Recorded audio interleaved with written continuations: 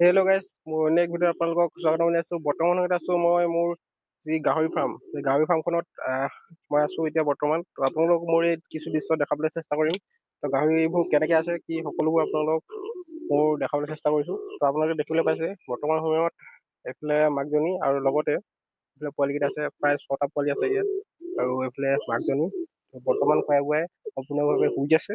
বিশেষকৈ আপোনালোকে এইফালে 6টা গাহৰি পোৱালি দেখিবলৈ পাইছে আপোনালোকে খাই বৈ শুই আছে। বিশেষকৈ এইবিলাক চাই যাওক।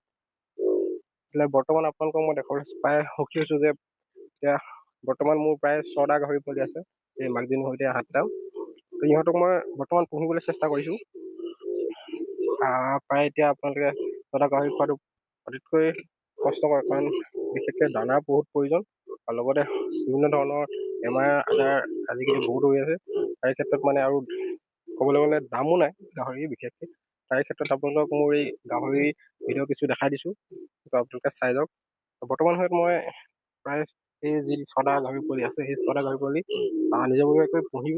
তো আপোনালোকক কেনেকৈ মই ডাঙৰ কৰোঁ সকলোবোৰ তথ্য সহকাৰে মই আপোনালোকক উপস্থাপন কৰি যাম। আপোনালোকে চাই যাওক আৰু অনাগত দিনত আপোনালোকৰ আগত মই ভিডিঅ' দাঙি ধৰি যাম, আপোনালোকে চাই যাব। জয় অসম, জয় জুবিন দা।